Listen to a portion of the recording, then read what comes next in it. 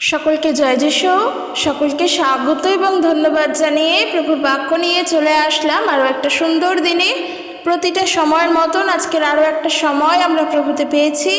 ঈশ্বরকে অনেক ধন্যবাদ দিই এবং তোমাদের সবাইকে ধন্যবাদ দিই যে তোমরা আরও একটি বার প্রভুর বাক্য শোনার জন্য এখানে এসে উপস্থিত হয়েছ।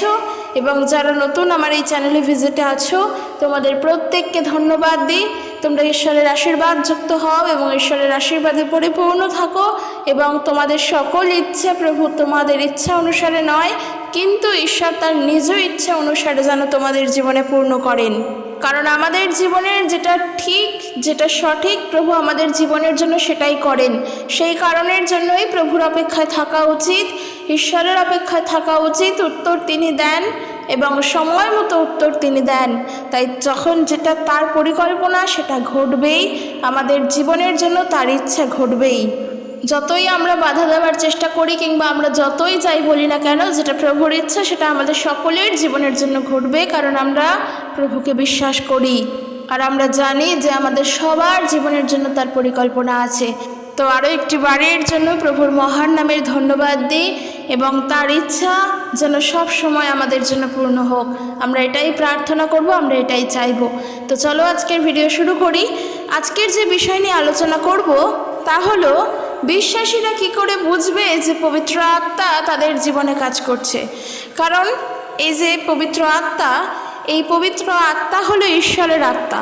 তো পবিত্র আত্মা যিনি ঈশ্বর, কিন্তু তিনি, আগে এই বিষয়টা আমাদের ক্লিয়ার করা দরকার। কারণ পিতা, পুত্র, পবিত্র আত্মা তিনে মিলে এক ঈশ্বর। আমরা সবাই জানি এই তিনজনই একজন, তিনজনের মিলেই একজন, তিনি হলেন ঈশ্বর।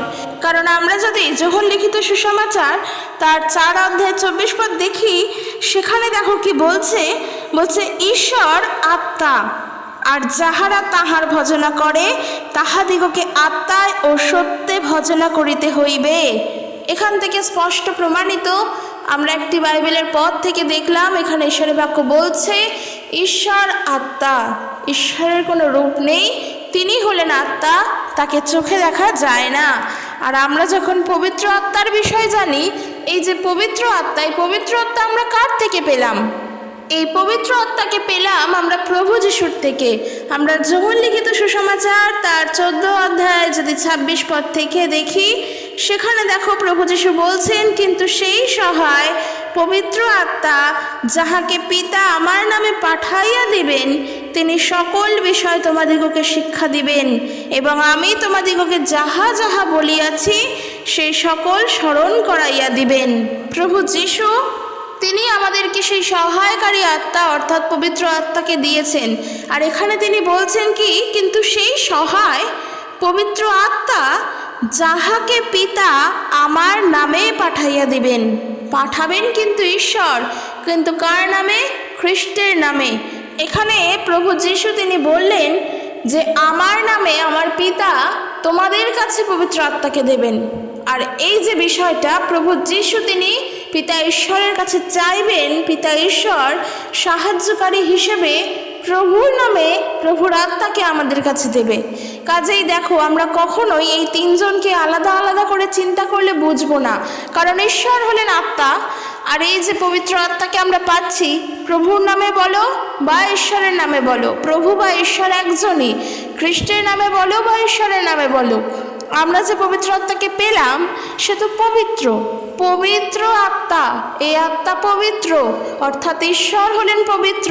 তাছাড়া এই পৃথিবীতে আর কেউ পবিত্র নেই, আর কারোর অন্য কোনো কিছুর আত্মা নয়। এই আত্মা হলেন ঈশ্বরের আত্মা, যিনি অদৃশ্য, যাকে চোখে দেখা যায় না। সেই পবিত্র আত্মা আমাদের সঙ্গে এখন আছে। এই যে আমরা রাস্তাঘাটে চলাফেরা করি, আমরা বিভিন্ন জায়গায় যাই, বিভিন্নভাবে জীবনে এগোচ্ছি এবং আমরা বলি, আমরা যারা বিশ্বাস করি প্রভু যিশুকে, আমরা বলি যে আমাদের সঙ্গে ঈশ্বর আছেন, আমাদের কোনো ক্ষতি হবে না। শুধু তাই নয়, আমরা যখন বাইরে বেরোই আমরা বলি প্রভু যিশু আছেন আমার সাথে, কোনো ক্ষতি হবে না। এই যে আমরা বলছি যে প্রভু যিশু আছেন আমার সাথে, তিনি কি আমার সঙ্গে সঙ্গে হাঁটছেন? আমরা কি তাকে দেখতে পাচ্ছি? তার হাত ধরে কি আমরা হাঁটছি? তা তো নয়, তাই না? তাহলে কে আছেন? অদৃশ্যভাবে যিনি আছেন তিনি হলেন পবিত্র আত্মা। এই যে পবিত্র আত্মার আগমন হয়েছে, আমরা যদি প্রেরিতদের কার্য পড়ি, সেই যে পঞ্চসপ্তমীর দিন পেন্টিকস্টাল ডে যাকে বলা হয় এবং বিভিন্ন জায়গায় বিভিন্ন চার্চে পালন করাও হয়, বিভিন্ন ডিনোমিনেশনের মধ্যে পালন করাও হয় এই পেন্টিকস্টাল ডে, যখন পবিত্র আত্মার আগমন হয়েছিল, যদি আমরা প্রেরিতদের কার্য তার 2 অধ্যায় পড়ি জানতে পারবো গুড ফ্রাইডের পর থেকে 50 দিন বাদে এই দিনটিকে ধরা হয়। সেই যে পবিত্র আত্মার আগমন হলো, বিশ্বাসীদের মধ্যে এখনো পর্যন্ত সেই পবিত্র আত্মা বর্তমান, অর্থাৎ একেবারে যুগের শেষ পর্যন্ত, যুগ পর্যায়ের যুগে যুগে প্রভুর মহিমা হবে পবিত্র আত্মার সাহায্যে। এই পবিত্র আত্মা এখনো আছে, আগেও ছিল এবং ভবিষ্যতেও থাকবে, এর কোনো পরিবর্তন নেই। কিন্তু বিশ্বাসীদের জীবনে পবিত্র আত্মা নেমে এসেছে সেই পঞ্চসপ্তমীর দিনের পর থেকে। আমরা যদি একটু পড়ি প্রেরিতদের কার্য তার 2 অধ্যায়, তাহলে আমরা সেই জায়গা থেকে বুঝতে পারবো। বলছে, এরপর পঞ্চসপ্তমীর দিনটি এলো, সেই দিনটিতে প্রেরিতরা সকলে একই জায়গায় সমবেত ছিলেন। সেই সময় হঠাৎ আকাশ থেকে ঝোড়ো হওয়ার শব্দের মতো প্রচণ্ড একটা শব্দ শোনা গেল, আর যে ঘরে তারা বসেছিলেন সেই ঘরের সর্বত্র তা ছড়িয়ে গেল। তারা তাদের সামনে আগুনের শিখার মতো কিছু দেখতে পেলেন। সেই শিখাগুলি তাদের ওপরে ছড়িয়ে পড়ল ও পৃথক পৃথকভাবে তাদের প্রত্যেকের ওপরে বসল। তারা পবিত্র আত্মায় পূর্ণ হলেন আর ভিন্ন ভাষায় কথা বলতে লাগলেন। পবিত্র আত্মাই তাদের এইভাবে কথা বলার শক্তি দিলেন। এই যে প্রথম পবিত্র আত্মার কার্য আমরা এখানে দেখলাম, কিন্তু তার আগে পর্যন্ত কোনো জায়গায় পবিত্র আত্মার বিষয় কিন্তু আমরা দেখিনি। কিন্তু প্রভু যিশু তিনি প্রতিশ্রুতি দিয়ে গিয়েছিলেন তার শিষ্যদেরকে যে পবিত্র আত্মা তিনি দেবেন তাদের জন্য। আর দেখো, খ্রিস্টের প্রতিশ্রুতি তা তিনি পূর্ণ করলেন। যখন সেই পঞ্চসপ্তমীর দিন আসলো, তখন সেখানে সেই ঘরের মধ্যে যারা যারা উপস্থিত ছিলেন তাদের সকলের ওপরে পবিত্র আত্মা এসেছেন।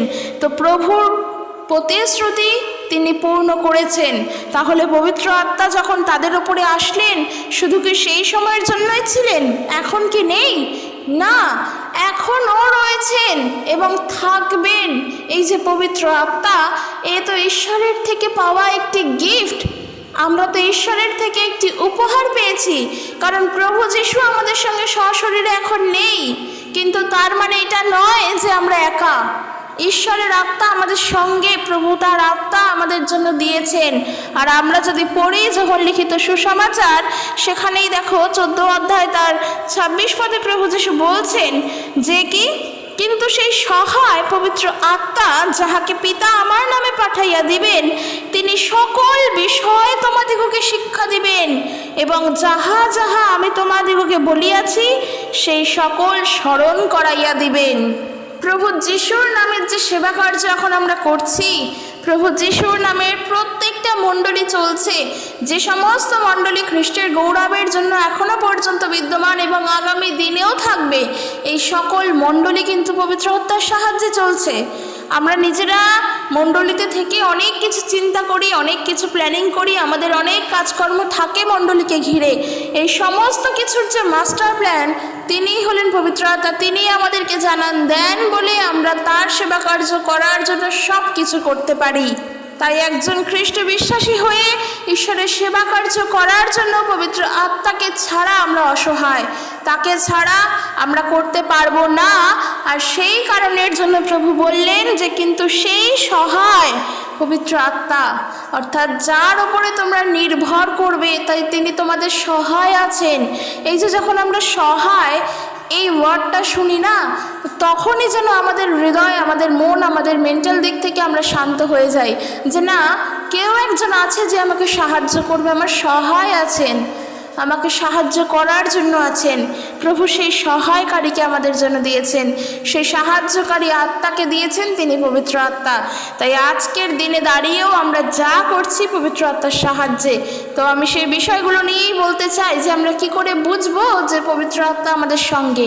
দেখো, বিভিন্নভাবে আমরা প্রভু যিশুর নামের প্রচার করি, বিভিন্নভাবে আমরা মানুষের কাছে গিয়ে প্রভুর কথা বলি, কিন্তু যারা বলতে পারি না, বিশেষ করে আমরা যারা ঘরের মধ্যে থাকি বা আমরা গৃহবন্দী হয়ে থাকি, গৃহবন্দী ইন দ্য সেন্স আমরা ঘরের মধ্যে থাকি, আমাদের সংসার জগৎ নিয়ে থাকি, প্রভুর সেবা কার্য করার জন্য বাইরে বেরোতে পারি না, তাদের মধ্যে একটা টেন্ডেন্সি থাকে, তাদের মধ্যে একটা লক্ষ্য থাকে যে যেহেতু আমি প্রভুর কথা বলতে পারি না সব জায়গায় গিয়ে, তাই আমি যখনই বাইরে যাব, যখনই কারোর সামনে গিয়ে দাঁড়াবো, অন্তত প্রভু যিশুর নামে দুটো কথা তাকে বলে আসব।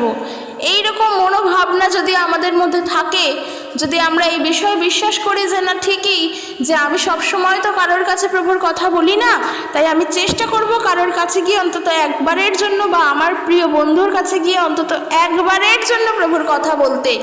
এই যখন তোমার এই ভাবনাটা আসছে, পবিত্র আত্মা তোমাকে এই ভাবনা দিচ্ছেন। কারণ ঈশ্বরের বিষয় বলা, ঈশ্বরের বিষয় কথা জানানো, সেগুলো আমাদের কারোরই নিজের কাজ নয়। প্রভুর কাজ আমরা কেউ নিজের ইচ্ছায় নিজের থেকে করতে পারি না। এই যে এই মুহূর্তে আমি তোমাদের কাছে প্রভুর কথা বলছি, আমাকে পবিত্র আত্মা তিনি সাহায্য করছেন। কারণ তার বিষয়ে জানাবো, তার বিষয় বলবো, সেখানে কি কখনো সম্ভব নিজের মনের মতন করে কথা বলা? যেখানে ঈশ্বরের বাক্য কেউ নিজের ইচ্ছা অনুযায়ী একটা লাইন লেখেনি, সেই রকমভাবে যখন আমরা প্রভুর বিষয়ে জানাই, সেখানে কিন্তু আমরাও নিজেরা একটা কথাও নিজের মন গড়া বলি না। এইখানে পবিত্র আত্মা কাজ করেন।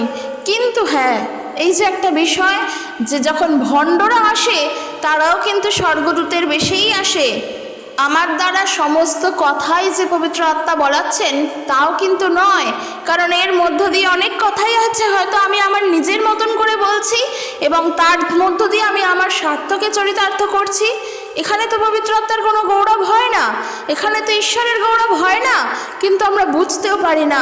তাই একটা জিনিস কি, পবিত্র আত্মা সব সময় আমাদের সঙ্গে, পবিত্র আত্মার সাহায্য ছাড়া আমরা কোনো কাজ করতে পারি না, এটা যেমন একদমই ঠিক সেই রকমভাবে পবিত্র আত্মার সাহায্যেই কিন্তু আমরা মন্দ জিনিসটাকেও চিনতে পারি। ভালো এবং মন্দের জ্ঞান প্রভুর আত্মা আমাদেরকে সাহায্য করেন তা বোঝার জন্য।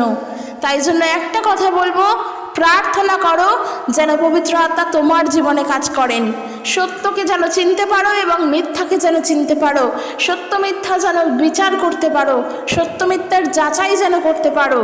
কারণ সব জায়গায় প্রভুর বিষয়ে কথা হচ্ছে, সব জায়গাতেই প্রভু যিশুর বিষয়ে জানাচ্ছে, মানে সব জায়গাতেই গৌরব হচ্ছে, ঈশ্বরের পবিত্র আত্মার কাজ হচ্ছে, তা কিন্তু নয়। কারণ ওই কথার মধ্য দিয়েই কিন্তু মিথ্যাও বেরিয়ে আসে। তাই জন্য একটা কথা বলবো, সবসময় প্রার্থনা করো যেন ঈশ্বরের আত্মা তোমাকে সাহায্য করে সত্য এবং মিথ্যাকে যাচাই করার জন্য। যে পবিত্র আত্মা তুমি সাহায্য করো, আমি তোমাকে অনুমতি দিলাম, তুমি আমার জীবনে কাজ করো, আমাকে সত্যটা জানতে শেখাও, তুমি আমাদের চক্ষু খুলে দাও যে সত্য যেন আমরা দেখতে পারি। কারণ সত্য এবং মিথ্যা উভয়ই চলে, এবং মুখোশধারী মেষ কিন্তু অনেক জায়গাতে আছে। তাই আমরা সমস্তটাই পবিত্র আত্মার সাহায্যের কাজ বলে সব কিছুকে এড়িয়ে চলে আসলে হবে না। তা বোঝার জন্য ঈশ্বরের আত্মাকেই দরকার, তিনিই আমাদেরকে বোঝাবেন। তাই খুবই সতর্ক হতে হবে, খুবই সাবধান হতে হবে আমাদেরকে এই বিষয়টা নিয়ে। তো আমি যেটা বললাম, যে সমস্ত কিছু আমরা পবিত্র আত্মার সাহায্যে করছি, যা যা ঈশ্বরের সেবা কার্যের জন্য করছি, এরপরে আমরা কি করে বুঝবো যে পবিত্র আত্মা আমাদের সহিত? যখন আমাদের মধ্যে প্রভুর জন্য অপেক্ষা থাকবে, প্রভুর জন্য ধৈর্য থাকবে, জানবে সেটা তোমার জীবনে আত্মার ফল। কারণ ধৈর্য ধরা, অপেক্ষা করা, এই যে জিনিসগুলো, এ তোমার বিশ্বাসকে আরো খাঁটি করে তুলবে। এই হবে আত্মার ফল, পবিত্র আত্মার ফল, যিনি তোমার বিশ্বাসকে ধীরে ধীরে বৃদ্ধিপ্রাপ্ত করবেন। কারণ ঈশ্বরকে বিশ্বাস করার জন্য যে হৃদয়, সেই হৃদয় আমাদের সবার নয়। আমরা হয়তো অনেক কঠিন হৃদয়ের মানুষ ছিলাম, অনেক কঠিন ছিল আমাদের অন্তর, প্রভুকে বিশ্বাস করতে চাইতাম না। কিন্তু কি এমন ঘটলো আমাদের জীবনে যার জন্য প্রভুর প্রতি নির্ভরশীল হয়ে উঠলাম? হ্যাঁ, এই যে প্রভুর নাম যখন শুনলাম, ঈশ্বরের আত্মা আমাদের জীবনে কাজ করলো। তিনি আমাদেরকে জানান দিলেন যে প্রভুকে বিশ্বাস করতে হয়, তার ইচ্ছা অনুসারেই সকলটা হলো। এবং সেই যে হৃদয়, বিশ্বাস করার জন্য ঈশ্বরকে যে হৃদয়, সেই হৃদয় তিনি আমাদেরকে দান করলেন। আর তিনি আমাদের জীবনে একজন মেকানিক হিসেবে কাজ করলেন, যিনি এখনো পর্যন্ত আমাদেরকে সারাই করেই চলেছেন। কীরকম? মেকানিকের কাজ কি? গাড়ির যারা মেকানিক তাদের কাজ কি? যে সমস্ত গাড়ি খারাপ হয়ে যায় তাদেরকে ঠিক করা, তাদেরকে সারাই করে তুলে আবার নিজের জায়গায় ফিরিয়ে নিয়ে আসা এবং গাড়িটি আবার সুন্দর হয়ে যাওয়া। ঠিক সেই রকমভাবে পবিত্র আত্মা আমাদের জীবনে কাজ করেন। যখন দেখবে আমাদের মধ্যে কোনো প্রভুর প্রতি অবিশ্বাসের জায়গা তৈরি হয়, ঠিক সেই সময় আবার তোমার হৃদয়েই এমন বিষয় আসে যে না, আমার এটা করা ঠিক হচ্ছে না, আমি প্রভুতে আরও নির্ভরশীল হব, প্রভুকে অবিশ্বাস করা যায় না। এই যে ভাবনাটা, তোমার একবার মনে হলো এটা ঠিক নয়, আবার মনে হলো এটা ঠিক, এই যে দোলাচলের জায়গা, সেখানেও কিন্তু আত্মা কাজ করে, কারণ তিনি তখন তোমাকে সত্যের পথ দেখান। প্রভুর বিষয়ে যা সঠিক, যা সত্য, প্রভুর আত্মা তোমাকে সেই পথ দেখিয়ে দেন। আমাদের জীবনে পবিত্র আত্মার কাজ প্রত্যেক মুহূর্তে চলে। এছাড়াও আমরা জানি যে পবিত্র আত্মার ফলগুলো কি কি।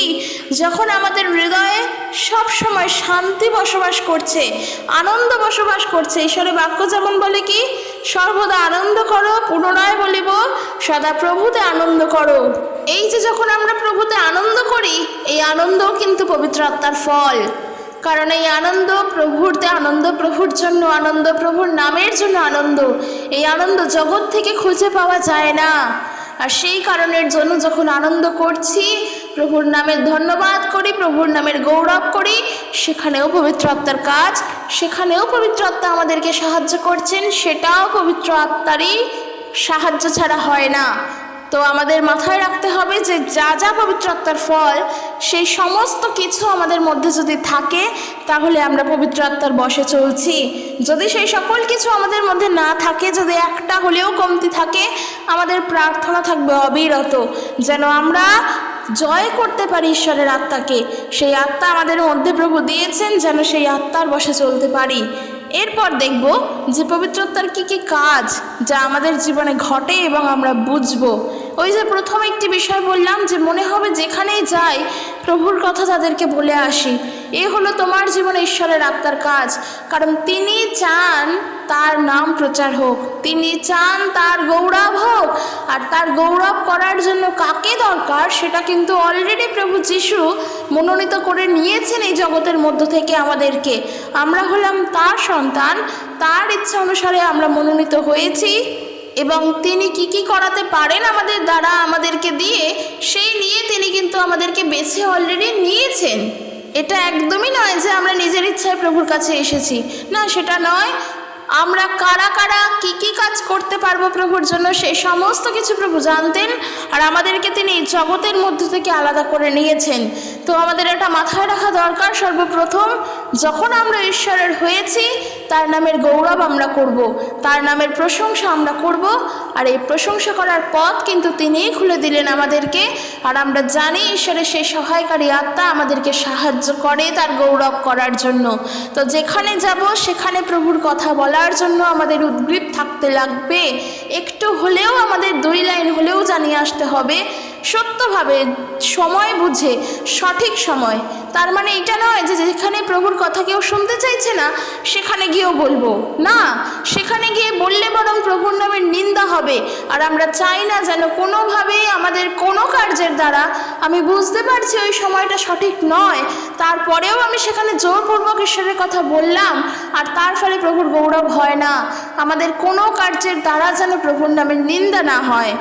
তাই ঈশ্বরের আত্মা যখন আমাদের সঙ্গে, আমাদের বুদ্ধিপূর্বক চলতে হবে, আমাদেরকে বুঝে শুনে চলতে হবে। আমি বলতে চাই পবিত্র আত্মার কাজ যারা যারা প্রভুর নামের বাক্য প্রচার করছে, বিভিন্ন জায়গায় প্রভুর গৌরবের জন্য আজকের ঈশ্বরের নাম ছড়িয়ে পড়ছে। এবং প্রচুর ঈশ্বরের শিক্ষকেরা আজ আছেন যারা প্রভুর নামে শিক্ষা দেয়, যারা ঈশ্বরের বাক্যের বিষয়ে শিক্ষাদান করছে, যাদের কাছ থেকে আমরা শিখছি প্রভুর কথা। এই সকল কিছু পবিত্র আত্মার কাজ। কারণ আবারও বলছি, পবিত্র আত্মার কাজ ছাড়া আমাদের ঈশ্বরের গৌরব আমরা একা একা করতে পারি না। পবিত্র আত্মাকে ছাড়া আমরা ঈশ্বরের গৌরব একা একা করতে পারি না, তার আত্মাই আমাদেরকে সাহায্য করে। তাহলে এবার সমস্ত কিছুকে ছেড়ে দিয়ে একটিবারের জন্য ভেবে বলি আমরা যে তাহলে ঈশ্বরের সেবা কার্য করার জন্য আমাদের ভূমিকাটা কোথায়। যদি ভালো করে লক্ষ্য করে তাকিয়ে দেখি, আমাদের নিজেদের কোনো ভূমিকা নেই, কোনোই ভূমিকা নেই। কেন? কারণ আমরা ঈশ্বরের থেকে এসেছি। ঈশ্বর আমাদেরকে সৃষ্টি করে এই পৃথিবীতে পাঠিয়েছেন, প্রভু আমাদের এই পৃথিবীতে পাঠিয়েছেন, আমরা এই পৃথিবীতে এসেছি, নিজের মতন জীবনযাপন করছি, নিজের মতন চলছি, খাচ্ছি, ফিরছি, চাকরি করছি, রোজগার করছি, ইনকাম করছি, একে অপরের সঙ্গে ভালো ব্যবহার করছি, আবার কখনো কখনো মন্দ ব্যবহারও করছি। এই সকল কিছু নিয়ে আমরা নিজের জীবনে নিজে এগিয়ে চলেছি। হঠাৎ করে কোনো এক সময় কোনো এক রকমভাবে কোনো এক মাধ্যমের দ্বারা প্রভু যিশুর বিষয়ে আমরা জানতে পারলাম, এবং যখন আমরা প্রভু যিশুর বিষয়ে জানতে পারলাম আমাদের মধ্যে মনে হলো, আমরা ভাবলাম যে না, খ্রিস্টের পথে চলা উচিত। এই ভাবনাটাও নিজের ইচ্ছার দ্বারা নয়, খ্রিস্টের পথে আমরা চলবো। এখানেও ঈশ্বরের আত্মা কাজ করলেন। ঠিক আছে, আমরা প্রভুর পথেই চলতে শুরু করলাম, এবং প্রভুর পথে চলতে চলতে যখন প্রভু যিশুকে আরও জানতে শিখলাম, আরও জানলাম, তখন আমাদের মনে হলো কি যে না, আমি ঈশ্বরের বাক্য প্রচার করতে চাই, প্রভু যিশুর কথা আমি সবার কাছে জানাতে চাই। যেভাবে তিনি আমার বিপদের দিনে আমাকে সাহায্য করেছেন, আমি ঠিক সেই রকমভাবে আরও 10 জনের কাছে বলবো, যারা ঈশ্বরের নামের গৌরব করবে এবং তারাও তাদের বিপদের দিনে প্রভুর থেকে সাহায্য পাবে। আর আমি কি করলাম? সেই চেষ্টা করলাম। আমি বেরিয়ে গেলাম তাদের কাছে প্রভুর কথা বলতে। আবারও বলছি, এইখানেও আমার কোনো ভূমিকা নেই, কারণ পবিত্র আত্মা আমাকে এখানে সাহায্য করলেন। আমি তাদের কাছে প্রভুর কথা বললাম, তারা প্রভুকে জানতে পারলো, প্রভুর পথে তারা আসলো। ভালো কথা। এই যে আমরা জীবনে চলছি, আবার নিজের কাজকর্মের মধ্যে চলছি, আমাদের যে ইচ্ছাটা রইল, আমি একটা মণ্ডলী তৈরি করব, যেখানে অনেক মানুষ বিশ্বাসীরা আসবে, তারা সত্য এবং আত্মার প্রার্থনা করবে, আমি তাদের কাছে প্রভুর কথা বলবো। এই যে দেখো, এত কিছু হচ্ছে, এত কিছু করলাম, আমরা এই পৃথিবীতে আসলাম, প্রভুর সেবা কার্য করছি। আগে যিশুকে জানতাম না, কারোর মধ্য দিয়ে জানলাম। এই যে এত কিছু হলো, এই জায়গায় আমাদের নিজেদের কি কোনো ভূমিকা রইল? কোনো ভূমিকা রইল না। আমি যে মণ্ডলী তৈরি করব ভাবলাম, এই ভাবনাটাও তো পবিত্র আত্মা দিলেন, এই চিন্তাটাও তো তিনি দিলেন। আমি 10 জনের কাছে গিয়ে যে প্রভুর কথা বলবো, এই যে ভাবনাটা, এটাও তো পবিত্র আত্মাই দান করলেন। কাজেই আমার নিজের কোনো ভূমিকা নেই। ঈশ্বর ছাড়া আমরা সম্পূর্ণরূপে অসম্পূর্ণ। এই কথার মিনিং হলো, যেমন প্রভু যিশু বললেন, আমা বিনা তোমরা কিছুই করিতে পারো না। এই কথার অর্থ হলো সেটাই যে তিনি ছাড়া আমরা টোটালি ইনকমপ্লিট, অর্থাৎ আমরা কিচ্ছু করতে পারি না নিজেদের দ্বারা। তাই প্রভুর গৌরব করা আমাদের কর্তব্য, তাও আমরা পবিত্র আত্মার সাহায্যেই করি। যখন আমরা তার স্তুতি গান করছি, তাও আমরা পবিত্র আত্মার সাহায্যেই করি। যখন আমরা প্রার্থনার উত্তর পাই, পবিত্র আত্মাই তখন আমাদেরকে সাহায্য করেন। যদি কেউ প্রভুর নামের ভূত ছাড়ায়, সেও কিন্তু পবিত্র আত্মার সাহায্যেই করছে। যদি কেউ অন্য ভাষায় কথা বলে প্রার্থনা করে, সেটাও পবিত্র আত্মার সাহায্যে। কিন্তু এই জায়গার দ্বারাই কিন্তু ভণ্ডরাও উঠে আসে, এই জায়গাগুলোকেই কিন্তু দিয়াবল চুজ করে নেয়। কারণ যখন তুমি অন্য ভাষায় কথা বলছো, তুমি তোমার অজান্তে বলছো, তখন পবিত্র আত্মা তোমাকে সাহায্য করছেন। কিন্তু অন্য ভাষা মুখস্থ করে যদি প্রার্থনা করো, সেটা কিন্তু কখনোই পবিত্র আত্মার সাহায্যে নয়। তার পিছনে তাকালে দেখা যাবে কোথাও গিয়েও যেন তার নিজের স্বার্থকে সে চরিতার্থ করতে চায়। তার কারণ অন্য ভাষা, আমরা যা দেখলাম প্রেরিতদের কার্য তার 2 অধ্যায় 50 দিনে, এই যে সেখানে উপস্থিত সবাই অন্যান্য ভাষায় কথা বলতে লাগলো, সেই ভাষা কোনো ইংরেজি ভাষা, বাংলা ভাষা, কিংবা উড়িয়া ভাষা, কিংবা হিন্দি ভাষা, আর অন্য কোনো গ্রিক, পারস্য, হিব্রু যাই বলো না কেন, অন্য কোনো ভাষা নয়, সেটা সম্পূর্ণ অন্য ভাষা। এই যে অন্য ভাষাটা কি? সেটা হলো পবিত্র আত্মার ভাষা, যেই ভাষার দ্বারা, যেই নামের দ্বারা প্রভুর গৌরব হয়। ওই ভাষা যারা তর্জমা করতে পারে, অর্থাৎ যারা ওই ভাষা ট্রান্সলেট করতে পারে, তারাও কিন্তু পবিত্র আত্মা প্রাপ্ত, তারাও কিন্তু পবিত্র আত্মার ফলে সেটা করছে, অর্থাৎ তাদের মধ্যেও সেই পবিত্র আত্মার বরদান আছে। কারণ যদি কেউ অন্য ভাষায় প্রার্থনা করে, সে তো অবশ্যই পবিত্র আত্মার বরদান প্রাপ্ত, এবং যদি কেউ সেই ভাষা ট্রান্সলেট করতে পারে, সেও অবশ্যই সে পবিত্র আত্মার বরদান প্রাপ্ত। কারণ অন্য ভাষা বোঝার ক্ষমতা আমাদের নেই। তাই অন্য ভাষা যেমন কোথাও শেখা যায় না, তেমনি অন্য ভাষা কোথাও গেলে বোঝাও যায় না। এই হলো ঈশ্বরের ভাষা। প্রভু সেই ভাষাই দেন এবং সেই ভাষার দ্বারা প্রার্থনা হয়। তো আমাদের মাথায় রাখা উচিত এই সকল বিষয়গুলো কিন্তু পবিত্র আত্মার সাহায্যে। কিন্তু একটা জিনিস খুব ভালো মতন চলে যে আমি পবিত্র আত্মার ভাষায় কথা বলতে চাই, আমি অন্য ভাষায় কথা বলতে চাই, এই অন্য ভাষা আমি কোথায় গেলে শিখব, এই একটা বড় প্রশ্ন মানুষের মধ্যে ছিল। তো আমি বলতে চাই, যদি এখনও কোথাও এরকম হয়ে থাকে যে মণ্ডলীতে অন্য ভাষায় প্রার্থনা হচ্ছে, সেখানে অন্য ভাষা শেখানো হচ্ছে, জানবে সেটা ভ্রান্ত জায়গা। চোখ কান নাক মুখ বন্ধ করে জানবে সেটা ভ্রান্ত জায়গা। কারণ অন্য ভাষা না তুমি মুখস্থ করতে পারবে, না তুমি বুঝতে পারবে, না তুমি বোঝাতে পারবে, কিন্তু তুমি যে নিজে অন্য ভাষায় প্রার্থনা করছো তুমি সেটাও বুঝতে পারবে না। ঈশ্বরের আত্মা যখন কাজ করে, পবিত্র আত্মা যখন কাজ করে, মানুষ অনেক কিছু করে, মানুষ অনেক কিছু করে যা সাধারণ দৃষ্টিতে দেখলে মনে হয় উন্মাদের মতন, কিন্তু তা নয়। কারণ পবিত্র আত্মা যখন তিনি তোমার উপরে কাজ করবেন তখন তুমি সম্পূর্ণরূপে প্রভুর গৌরব করবে, আর তা কখনোই উন্মাদের মতো নয়। কিন্তু যেটা বলছিলাম যে অন্য ভাষা শেখানো হয়, সেটা সম্পূর্ণরূপে ভ্রান্ত জায়গা। কারণ ওই জিনিস কাউকে শেখানো যায় না। তুমি যে প্রভুর জন্য গৌরব করার জন্য, প্রভুর নামের মহিমা করার জন্য মানুষের কাছে গিয়ে প্রভুর কথা বলবে, এটা কি কেউ তোমাকে শিখিয়ে দিয়েছে যে যাও ওই জায়গায় গিয়ে বলো? যদি কেউ শিখিয়েই দেন তিনি হলেন প্রভু যিশু। তিনি ছাড়া আর কেউ শিখিয়ে দেবেন না, না তোমার ভাই, না তোমার বাবা, না তোমার দাদা, না তোমার কাকা, না তোমার বন্ধু, না তোমার প্রিয়জন, কেউ শিখিয়ে দেবে না। কোনো শিক্ষক, কোনো প্রচারকও শিখিয়ে দেবেন না। তারা তোমাকে বলে দিতে পারে, কিন্তু তুমি যখন নিজে গিয়ে কার্য করবে সেটা প্রভুই তোমাকে জানান দেবেন। তাই যেই জিনিস শেখানো নয় সেটা কখনোর জন্যই বুঝে নিও না যে সেটা সত্যভাবে চলছে। তো আমার এটাই বলার বিষয় যে পবিত্র আত্মার কার্য আমাদের জীবনে বিভিন্ন রকমেরভাবে হয়। আমরা যখন চিন্তা করি প্রভুর বিষয়, যখন আমরা জীবনের একটা চরম সিদ্ধান্ত নিতে যাচ্ছি যেই বিষয়ের জন্যই হোক, যদি মন্দ সিদ্ধান্ত নিয়ে ফেলি সেটা তো অবশ্যই ভুল, কিন্তু যখন এই মন্দ এবং ভালোর মধ্যে দোলাচল চলে এবং শেষ পর্যন্ত আমরা যেটা ভাবি যে না প্রভু আমি তোমার উপরেই ছাড়লাম, তুমি আমাকে পথ দেখিও, যখন এইরকমভাবে প্রার্থনা করি দেখবে ভালো পথটাই কিন্তু তখন আমরা বেছে নিই এবং চিন্তা করে দেখি যেটা হলো সেটা আমাদের জন্য ভালোই হলো। অর্থাৎ সেই সময়টাও পবিত্র আত্মা কাজ করেন, সেই যে সঠিক পথটা তখন তিনি দেখিয়ে দেন। আবার দেখবে অনেক সময় যখন আমরা প্রভুর বাক্য পড়ি, আমি জানি না তোমাদের সঙ্গে হয় কি না, যখন প্রভুর বাক্য পড়ি বাইবেল থেকে হয়তো অনেক বাক্য ভুলে যাই এবং কোথায় লেখা আছে সেটা মনে পড়ে না। ঠিক সেই মুহূর্তে যদি আমরা প্রার্থনা করি যে প্রভু তুমি আমাকে খুঁজে বার করে দাও, ঠিক অদ্ভুতভাবেই আমরা সেই বাক্য সঙ্গে সঙ্গে পেয়ে যাই। এ তো আমার সঙ্গে অনেকবার হয়েছে, তাই আমি বলতে পারলাম পবিত্র আত্মা তখন কাজ করেন।